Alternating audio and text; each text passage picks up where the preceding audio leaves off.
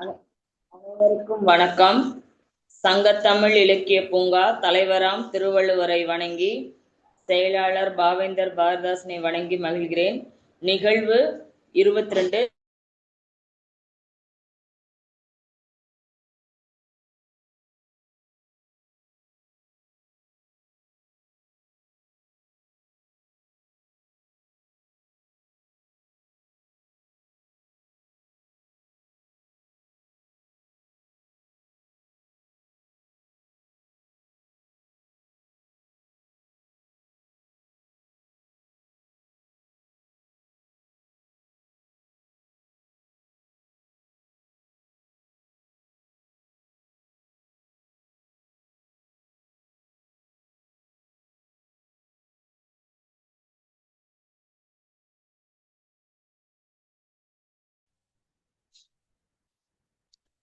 அனைவருக்கும் வணக்கம்.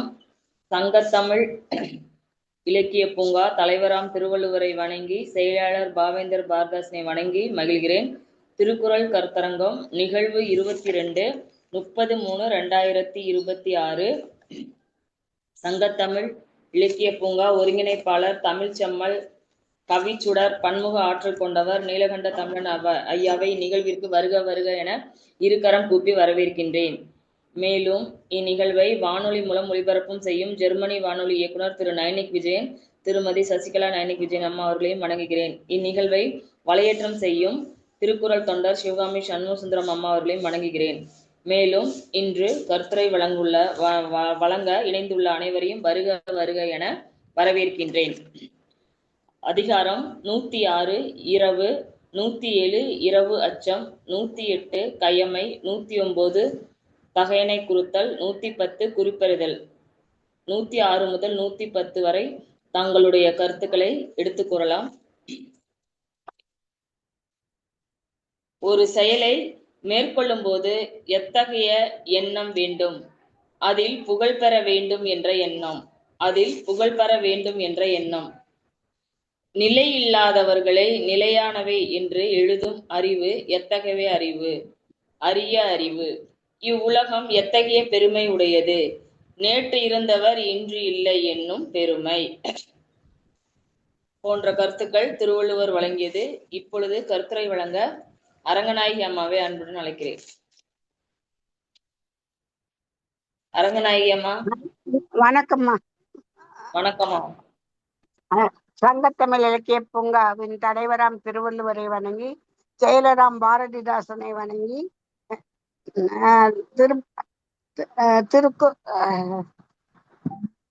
பாரதி சுடர் திரு நீலகண்டன் ஐயாவையும் வணங்கி இப்பொறுப்பை ஏற்றிருக்கும் அன்பு சகோதரியையும் வணங்கி ஜெர்மனி வானொலி நிலைய இயக்குனர் நயனை விஜயன் அவர்களையும் சசிகலா நயனை விஜயன் அவர்களையும் வணங்கி வலையேற்றம் செய்யும் சிவகாமி சுந்தர சகோதரியையும் வணங்கி கருத்தரங்கில் நுழைகிறேன்.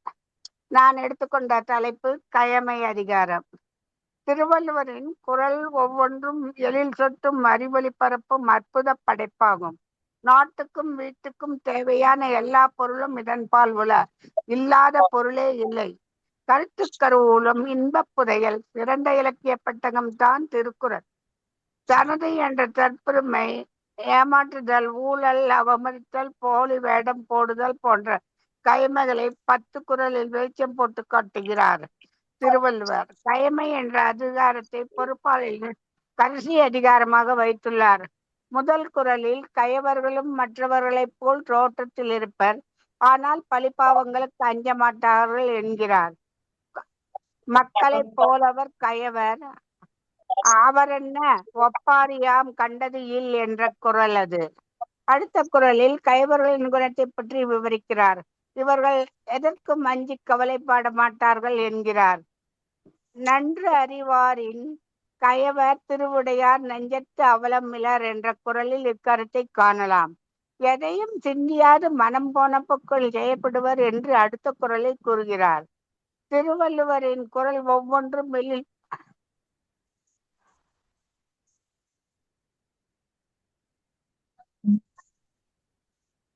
நன்று அறிவாரின் கைவர் திருவுடையார் நெஞ்சத்து அவலம் இலர் என்ற குறளில் இக்கருத்தை காணலாம். எதையும் சிந்தியாது மனம் போன போக்கில் செயல்படுவர் தேவர் அணையர் கயவர் என்று 3வது குறளில் கூறுகிறார். 1074வது குறள் அகப்பட்டு இலாரை காணின் அவரின் மிகப்பட்டு செல்வாக்கும் கீழ் மற்றவர்களை தான் மேம்பட்டவர் என்று இருமாப்புடையவர் கயவர் என்கிறார். கீழ் மக்கள் ஆசாரத்திற்கு காரணம் அச்சமே. அவர்கள் விருப்பம் கட்டுமனும் பட்சத்தில் சிறிது ஒழுக்கத்தை கடைபிடிப்பார்கள் என்று 1075ஆம் குறளில் கூறுகிறார். அரை பறை அன்னர் கயவர்தாம் கேட்ட மறை பிறர்க்கு உய்திரைக்கலான். கயவர்கள் பறை போன்றவர்கள் இரகசியத்தை பாதுகாப்பல் பிறருக்கு தெரிவித்து விடுவர். ஈரங்கை வீதிரர் கயவர் கொடியுழைக்கும் பூன் கையர் அல்லாதவர்க்கு என்று 1077வது குறள். கயவர் எளிவிற்கு உதவ மாட்டார், அச்சுறுத்தும் கொடியவருக்கு மட்டுமே ஈவர் என்கிறார் மேற்கூறிய குறளில் வள்ளுவர். சொல்ல பயன்படுவர் சான்றோர் கரும்பு போல கொல்ல பயன்படும் கீழ் வாய்விட்டு துன்பம் என கேட்டவுடன் உதவிடுவர் சான்றோர் கசக்கி பிழிந்தால்தான் பயன்படுவர் கயவர் என்கிறார் வள்ளுவர் பெருமான். அடுத்து 1079ஆம் குறளில் மற்றவர் உண்பதையும் உடைப்பதையும் கண்டால் பொறாமை கொண்டு அவர் மேல் குற்றம் காண முடிவார் பழி சுமத்துவர் என்று கீழ்வரும் குறள் கூறுகிறது. இறுதியாக கடைசி எற்றிற்கு உரியர் கயவர் ஒன்று உற்றக்கால் உற்றதுக்கு உரியர் விரைந்து. கயவர் தமக்கு துன்பம் வரும் பட்சத்தில் தன்னை காத்து கொள்ள தன்னையே விற்று கொள்ளவும் துணிவர், எத்தகைய கீழ்த்தரமான செயலிலும் இறங்குவர் என்று கூறுகிறது இக்குறள். கயமை என்ற அதிகாரத்தால் வள்ளுவர் காலத்திலேயே கயவர்கள் போலி விடத்தில் நடமாடியதை உணர முடிகிறது. பெரிய பக்தராகவும் அரசியல்வாதியாகவும் தொழில் நிர்வாகியாகவும் ஆன்மீகவாதியாகவும் பெரிய மகான்களாகவும் வேடமாட்டு நடமாடியுள்ளனர். இத்தகைய வேடதாரிகளை இனம் கண்டு தோலுரித்து காட்டியது திருவள்ளுவரின் திறமையை வியந்து பாராட்ட வேண்டிய செயலாகும். நன்றி, வணக்கம், நல்வாய்ப்புக்கு நன்றி. நன்றிமா. நன்று அறியாரின் கயவர் திருவுடையார் நெஞ்சத்து அவமை இலர் என்று தங்களுடைய கருத்துக்களை சிறப்பாக எடுத்துக் கூறினீர்கள். வாழ்த்துக்கள். நன்றி. தொடர்ந்து இணைந்திருங்கள். நன்றி அம்மா. நன்றி. எத்தகைய ஆட்சியாளர் நம் நாட்டை நாள்தோறும்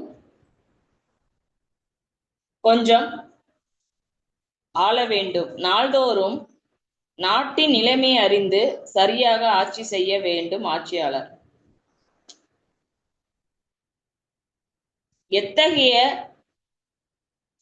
பேதையை விட பேதையர் இல்லை, மடிந்தறிந்தும் அதனை பிறருக்கு சொல்லியும் அதன்படி நடக்காதவரை விட. எத்தகைய செல்வம் கொள்ளை போகும், அன்பையும் அறத்தையும் கருதாமல் சேர்ந்த செல்வம். இப்பொழுது கருத்துரை வழங்க ரஷ்வினை அன்புடன் அழைக்கிறேன். ரஷ்வின்.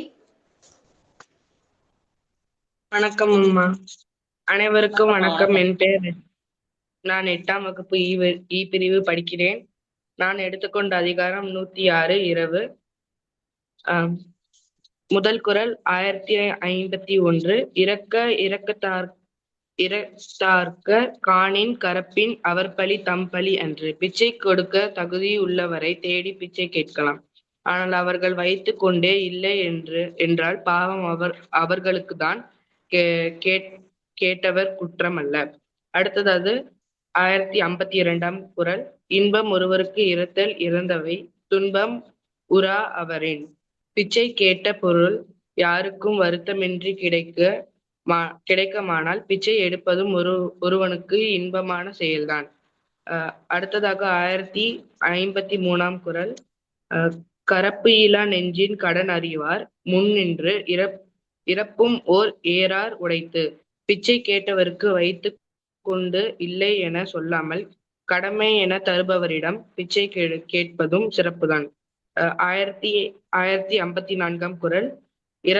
இரத்தலும் மீதலே போலும் கரத்தல் கனவிலும் தோற்றாதார் மாட்டு.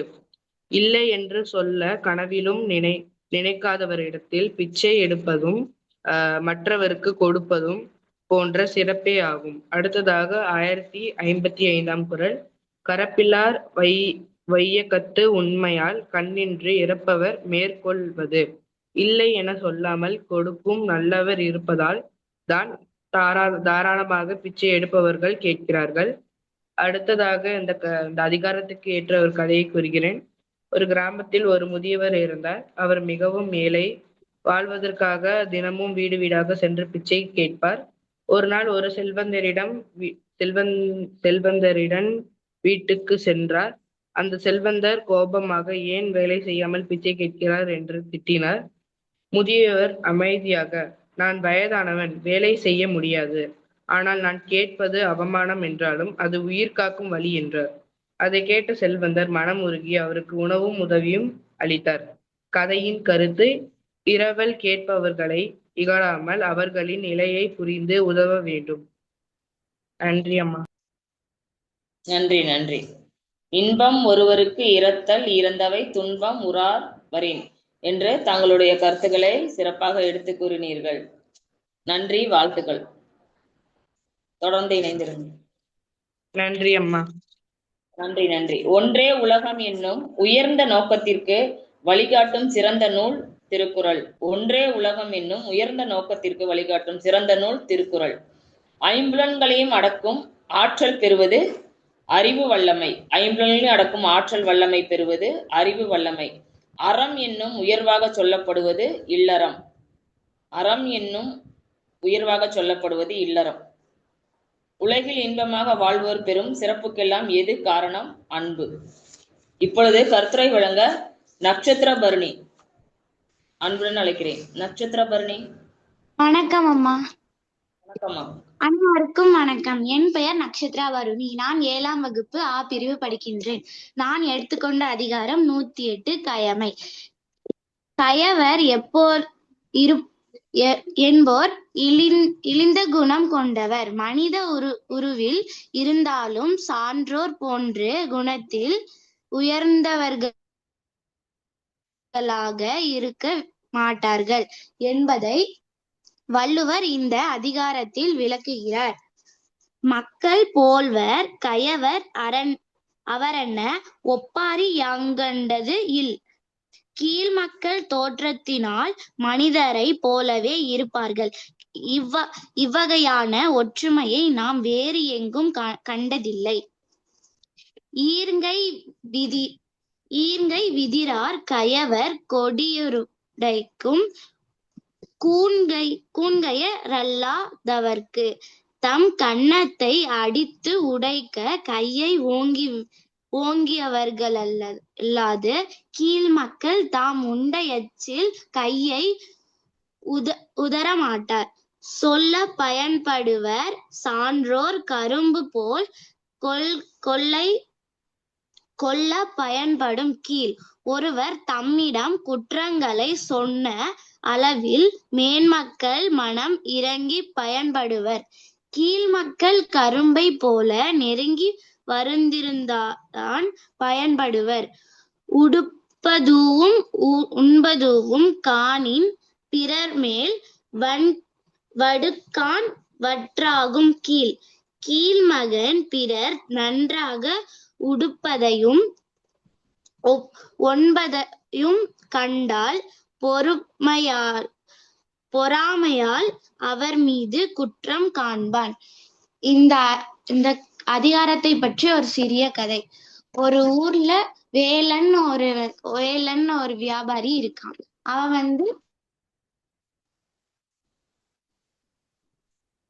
அவனுக்கு உதவியாளரா சோமுன்னு ஒருத்தர் இருக்கான்.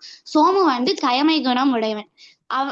ஒரு நாள் வேலன் வெளியூர் செல்றதுக்காக சோமு கிட்ட வீட்டை பாத்துக்கிறதுக்காக வீட்டு சாவியை கொடுத்துட்டு போறான். ஆனா சோமு அவன்கிட்ட இருக்க ஆடம்பரமான பொருட்களையும் சோமு வேலன் உடுத்திய ஆடைகளையும் போட்டுட்டு அவர் திருவிழாக்கு போயிடுறாரு. வேலன் ஊர் திரும்பி பார்க்கும்போது அவருக்கு கோபமே வரல. சோமு பண்ணதை பார்த்துட்டு அவருக்கு கொடுக்கிற தண்டனைய கொடுத்தா அவர் சரியாயிருவாருன்னு சொல்றாரு. இது அந்த கதையோட நீதி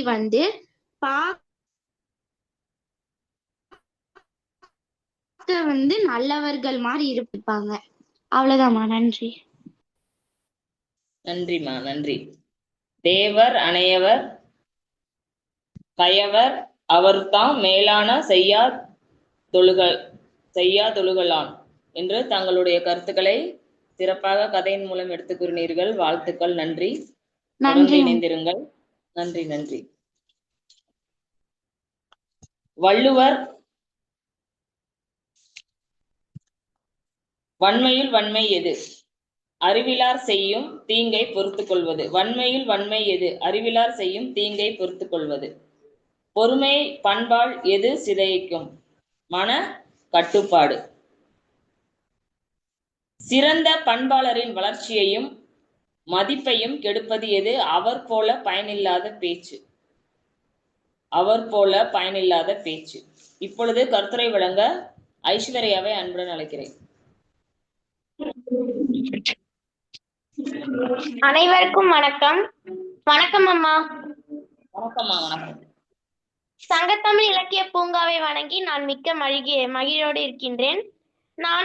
நான் இன்று எடுத்துக்கொண்ட அதிகாரம் 109 தகையெனங்குறுத்தல். இந்த தகையெனங்குறுத்தலின் விளக்கம் பெண்ணின் அழகு தரும் இன்பம். கருத்துக்குள் நுழைகிறேன். திருக்குறள் அதிகாரம் 109 தகையெனங்குறுத்தல். தலைவன் தலைவியின் அழகை கண்டு மயங்கி அவளை தெய்வ பெண்ணோ அல்லது மயிலோ என வியந்து போற்றும் உணர்வுகளை வெளிப்படுத்துகிறது. இவ்வதிகாரத்தில் காதலின் தொடக்க நிலை, அழகு மீதான ஈர்ப்பு மற்றும் தலைவியின் அழகால் தலைவன் கொள்ளும் மயக்கம் ஆகியவை 10 குறள்களில் அழகாக திருவள்ளுவர் இங்கு பதிவு செய்துள்ளார். தகையறைங்குறத்தின் இந்த அதிகாரத்தின் முக்கிய கருத்துக்கள். ஆங்கிலத்தில் கீ பாயிண்ட்ஸ். அழகு மயக்கம். தலைவன் தலைவியின் அரிய அழகை கண்டு அவளை மானுட பெண்ணாக இல்லாமல் தெய்வ மகளாகவோ மயிலாகவோ வளைந்த குழை காது அணி அணிந்த மாதாராகவோ என திகைக்கின்றனர். ஈர்ப்பு. அவர்களுடைய அழகும் சாயலும் தலைவனின் நெஞ்சை கொள்கிறது. தகையெனங்குறுத்தல் பியூட்டிஸ் டாட். ஆங்கிலத்தில் தகை என்றால் அழகு, அணங்கு என்றால் துன்புறுத்தல் என்னும் தலைப்பிறக்கென்ப தலைவியின் அதித அழகு தலைவனை துன்புறுத்துகிறது, மயங்க வைக்கிறது. அச்சமும் ஆவலும். தலைவியின் அழகு தலைவனை மயங்குவதால் அவர் சாதனை பெண்தானா என்ற சந்தேகம் அவனுக்கு எழும்பும். அழகின் தெய்வ பெண் எனல். மயில் தலைவியின் அசந்திரன அழகை கண்டு இவள் மண்ணுலக பெண்ணோ மானுலக பெண்ணோ வானுலகத்து தெய்வமோ என்ற ஐயப்பாடு தலைவனுக்கு ஏற்படுகிறது. மயில் மற்றும் கலை. அவளது நடையை மயிலாட்டம் என்றும் அழகை கலை என்றும் ஒப்பிட்டு அவர்கள் வியக்கின்றனர். முக்கிய குறள். அணங்குகோல் ஆய்மில் கொல்லோ கணங்குவழை மார்தற்கோல் மாலும் என் நெஞ்சு. குறள் 1081. இதன் பொருள், என் நெஞ்சம் இவள் தெய்வம் தானோ மயில் தானோ அல்லது அழகிய அணிகலன் அணிந்த பெண் தானோ என மயங்குகிறது. கடைசியாக ஆனால் குறைவுள்ள முடிவுரை. அதிகாரம் 109 களவியல் பகுதியில் தலைவன் தலைவியின் மீதான முதலில் கொள்ளும் காதலையும் அவள் அழகினால் ஏற்படும் பரவசத்தையும் வியப்பையும் காட்டும் ஒரு கவிதை நயம் மிக்க அதிகாரமாகும் என்று சொல்லி நல்வாய்ப்புக்கு நன்றி கூறி விடைபெறுகிறேன். நன்றி, வணக்கம். தகையெனங்குறுத்தல் பெண்களின் அழகு தரும் இன்பம் என்று உங்களின் வயதிற்கு மீறிய கருத்துக்கள். பரவாயில்லை. வாழ்த்துக்கள், நன்றி. வாழ்த்துக்கள், நன்றி. நன்றி அம்மா. நன்றி, நன்றி. சிறப்புடைய மனைவி எத்தகையவர்? புனிதமானவள். பெரியவர் எத்தகையவர்? வந்த துன்பத்தை நீக்கி இவர் துன்பம் வராதபடி முன்னதாக காக்க வல்லவர். ஒரு நாட்டின் எத்தகைய இல்லாதிருக்க வேண்டும்? தனி நலம் கும்பல் உட்பகைவர் ஆட்சியாளர் நடுங்குபவர் செய்யும் கொடியவர். திருவள்ளுவர் சிறை என எதனை கூறுகிறார்? மகளிரை பூட்டி வைத்து அடிமை செய்யும் குடும்பத்தை. திருவள்ளுவர் சிறை என்று எதனை கூறுகிறார்? மகளிரை பூட்டி வைத்து அடிமை செய்யும் குடும்பத்தை. மேற்கூறிய கருத்துக்கள் திருவள்ளுவர் வழங்கியது. இப்பொழுது கருத்துரை வழங்க ஹரீஷை அன்புடன் அழைக்கிறேன். ஹரீஷ். அனைவருக்கும் வணக்கம். என் பெயர் ஹரிஷ். நான் 8ஆம் வகுப்பு இ பிரிவில் படிக்கின்றேன். நான் இன்றைக்கு எடுத்துக்கொண்ட அதிகாரம் 108 கயமை. முதல் குறளாக 1071வது குறள். மக்களே போல்வர் கயவர் அவர் அன்ன ஒப்பார் யான் கண்டது இல். கீழான எண்ணம் கொண்ட கயவர்கள் நல்ல மனிதர்களின் போலவே இருப்பார்கள். இந்த வேடத்தாரிகளுக்கு ஒப்பானவர் யாருமே இல்லை. அடுத்ததாக குறள் எண் 1072. நன்றி அறிவாரின் கயவர் திருவுடையார் நெஞ்சத்து அவலம் இலர். நல்லவற்றை அறிந்த பெரியார்களை விட கீழான கயவர்கள் பேறு பெற்றவர்கள். அவர்களுக்கு உலக கவலை என்பது இல்லை அல்லவா. அடுத்ததாக குறள் எண் 1073. தேவர் அணையர் கயவர் அவரும் தாம் மேவன செய்தொழுகலான். எதை பற்றியும் கவலைப்படாமல் நிலைத்ததை அடைந்தது மறைந்ததும் வாழ்தல் தேவர்களுக்கு இணையானவர் என்று கூட சொல்லலாம். அடுத்ததாக குறள் எண் 1074. அகப்பட்டி ஆவாரை காணின் அவரின் மிகப்பட்டி செம்மைக்கும் கீழ். கொடுமை மிக்க திருடர்களை கண்டால் இவனை விட திருட்டுத்தனத்தில் தாமே பெரியவர் என்று கயவர்கள் பெருமிதம் கொள்வார்கள். அடுத்ததாக குறள் எண் 1075. அச்சமே கீழ்களது ஆச்சாரம் எச்சம் அவா உண்டாம் சிறிது. பயம் வந்தபோதுதான் கயவர்கள் ஒழுக்கமுடன் நடிப்பார்கள். ஆசைப்பட்ட பொருளை அடைவதற்கும் ஒழுக்கமுடன் நடிப்பார்கள். நான் இப்பொழுது ஒரு கதை கூறி என் கருத்தரை முடிக்கின்றேன். ஒரு ஊர்ல ராமு சோமு அப்படிங்கிற 2 பேர் இருக்காங்க. 2 பேர் பக்கத்து வீட்டுலதான் இருக்காங்க.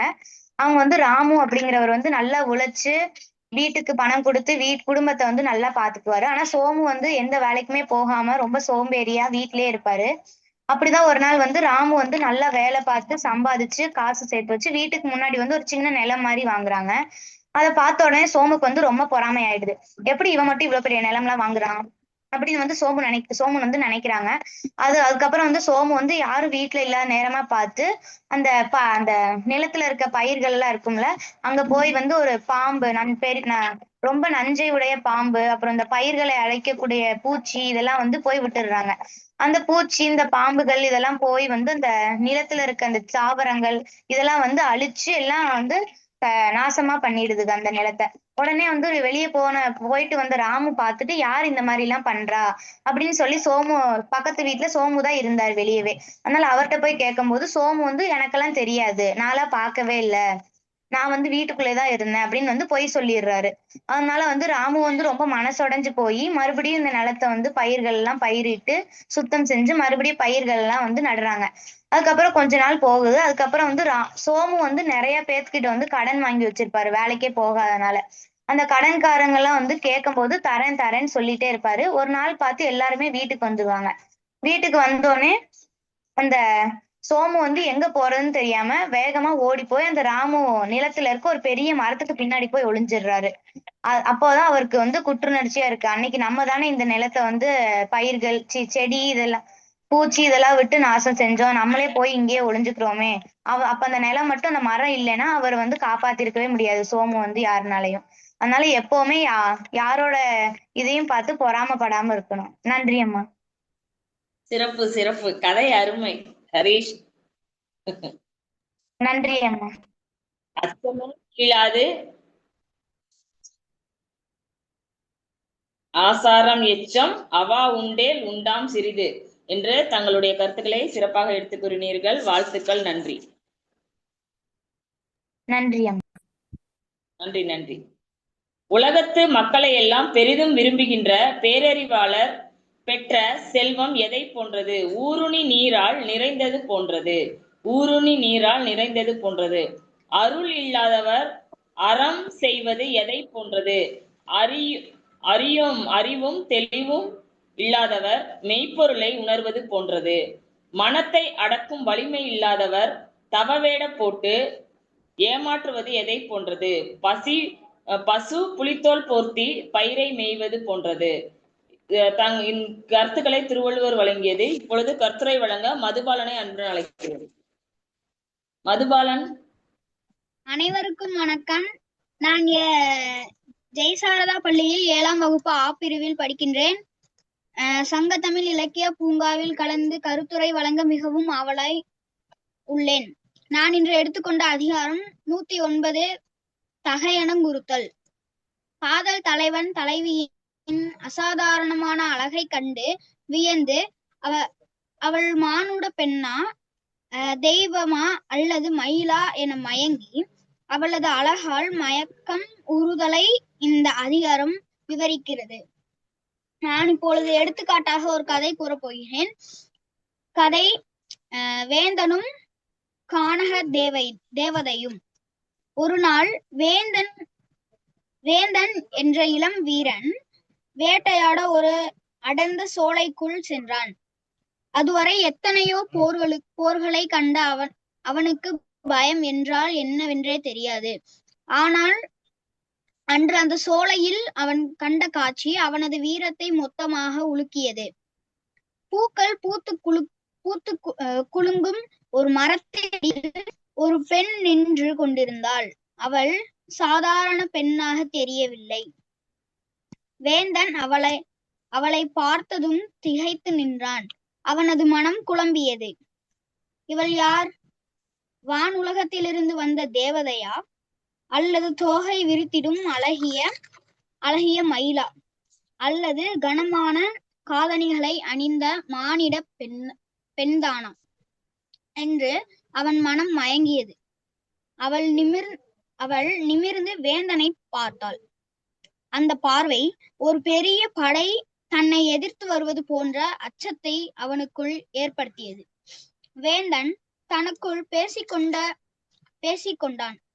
நான் இதுவரை யமன் என்று ஒருவன் இருக்கிறான் என்று கேள்விப்பட்டிருக்கிறேன், ஆனால் கண்டதில்லை. இன்று இவள் கண்களின் வடிவில் அந்த யமனை கண்டிருக்கிறேன். போர்க்களத்தில் பகைவர்களுக்கு கூட அஞ்சாத நான் இவளுடைய வில் போன்ற புருவத்திற்கும் வேல் போன்ற பார்வைக்கும் அஞ்சி நடுங்குகிறேனே. அவள் அணிந்திருந்த ஆடை மதம் கொண்ட யானையின் மேல் போர்த்தப்பட்ட துணி போல அவனது அழகில் மேல் நிற்காமல் துளவியது. மது குடித்தால்தான் போதை வரும், ஆனால் இவளை பார்த்தாலே எனக்குள் போதை ஏறுகிறதே என்று வியந்தான் அந்த வீரன். இந்த கதையின் நீதி, அந்த வீரன் ஒரு பெண்ணின் அழகால் தாக்கப்பட்டு தன் கட்டுப்பாட்டை இழந்த நிகழ்வே இந்த அதிகாரத்தின் கதை. வாய்ப்புக்கு நன்றி. வணக்கம். சிறப்பு.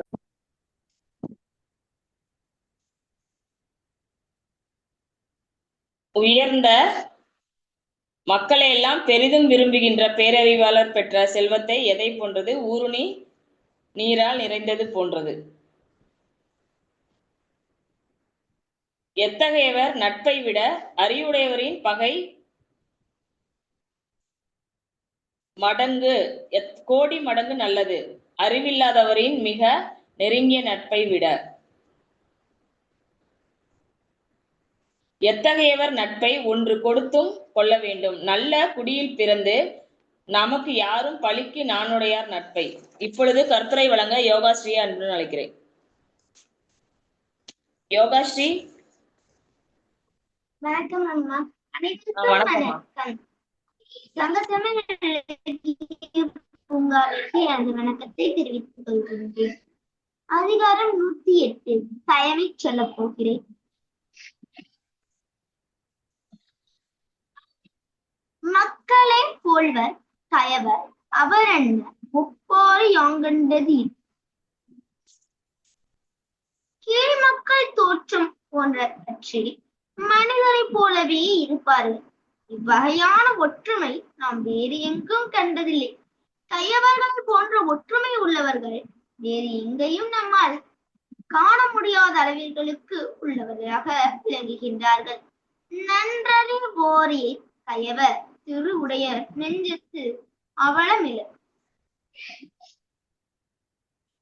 நல்லதை அறிபவர்களை விட கீழ் மக்கள் மகிழ்ச்சி உடையவர்கள், ஏனென்றால் அவர்கள் மனதில் கவலை இல்லாதவர்கள். கீழ் மக்கள் மனசுல ரொம்ப மகிழ்ச்சியா உள்ளவங்களாம். நல்லதை அறிபவர்களோட ரொம்ப மகிழ்ச்சியா இருப்பாங்க. ஏனென்றால் அவங்க மனசுல எந்த கவலை, எந்த வருஷம், எந்த பொறாமை எதுவுமே இல்லைனால அவங்க கீழ் மக்கள் மகிழ்ச்சியா இருக்காங்க. தேவர் அணையர் கயவர் அவருந்தாம் மேவன செய்தொழுகுலான். தேவர்கள் என்பவர்கள் தாம் நம்ம என்ன விரும்புறோமோ அதே மாதிரியே வனத்துல நடப்பாங்க. கீழ் மக்கள் என்பவர்கள் நம்ம என்ன விரும்புறோம் அப்படின்னா அதை செய்து முடிச்சு காட்டுறவங்க தான் கீழ் மக்கள். கீழ் மக்கள் என்றால் கயவர்கள். அவர்கள் தேவர்களுக்கு ஒப்பானவர்களே, அவர்களும் தேவர்களுக்கு சமமானவராகவே அறியப்படுகிறார்கள். அகப்பட்டி ஆவாரை காணின் அவரை மிகப்பட்டு செம்மாக்கும் கீழ்.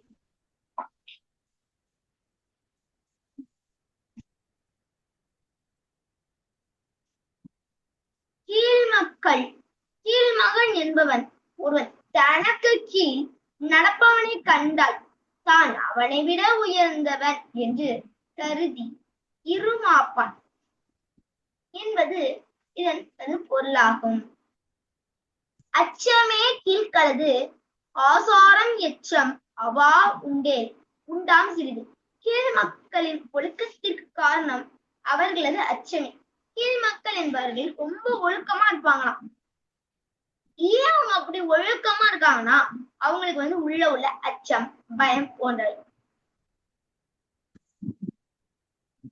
அதனாலதான் அவங்க விரும்புற பொருளை அவங்க ஒழுக்கத்தினால் கிடைத்து, அதனால அவங்களுக்கு ஒரு சிறிதான அவங்க அச்சப்படுறாங்க. எதுக்காகனா ஒழுக்கத்தினால அஞ்சிருக்காங்க. ஆனாலுமே அவங்களுக்கு அதனால ஒரு சிறிதளவு அவங்களுக்கு ஒழுக்கம் மேல போகுது அப்படின்னு இந்த குறள் இணைக்குது. எனக்கு அதிகாரம் 108 கயமையில் உள்ள திருக்குறளுக்கு கருத்து கூற வாய்ப்பளித்த சங்கத்தமிழ் இலக்கிய பூங்காவிற்கு எனக்கு நன்றியை தெரிவித்துக் கொள்கிறேன். நன்றிங்க அம்மா. நன்றிங்க. நன்றி. வாழ்த்துக்கள்மா. நன்றிங்க அம்மா. சங்கத்தமிழ் இலக்கிய பூங்கா திருக்குறள் கருத்தரங்கம் 22 இத்துடன் நிறைவுற்றது. சங்கத்தமிழ் இலக்கிய பூங்கா ஒருங்கிணைப்பாளர் தமிழ் செம்மல் கவிச்சுடர் நீலகண்டன் தமிழன் ஐயாவிற்கு நன்றியை தெரிவித்துக் கொள்கிறேன். மேலும் இந்நிகழ்வை வானொலி மூலம் ஒளிபரப்பும் செய்யும் ஜெர்மனி வானொலி இயக்குனர் திரு நயனிக் விஜயன், திருமதி சசிகலா நயனிக் விஜயன் அவர்களுக்கும் நன்றியை தெரிவித்துக் கொள்கிறேன். இந்நிகழ்வை மலையேற்றம் செய்யும் திருக்குறள் தொண்டர் சிவகாமி சண்முகசுந்தரம் அம்மா அவர்களுக்கும் நன்றியை தெரிவித்துக் கொள்கின்றேன். இன்று கட்டுரை வழங்கிய அரங்கநாயகி அம்மா, ரஷ்வின், நட்சத்திர பரணி, ஐஸ்வர்யா, மதுபாலன், யோகாஸ்ரீ அவர்களுக்கும் மேலும் சங்கத்தமிழ் மூலமாக நன்றியை தெரிவித்துக் கொள்கிறேன். எனக்கும் வாய்ப்பு கொடுத்த அனைவருக்கும் நன்றி. ஐயா.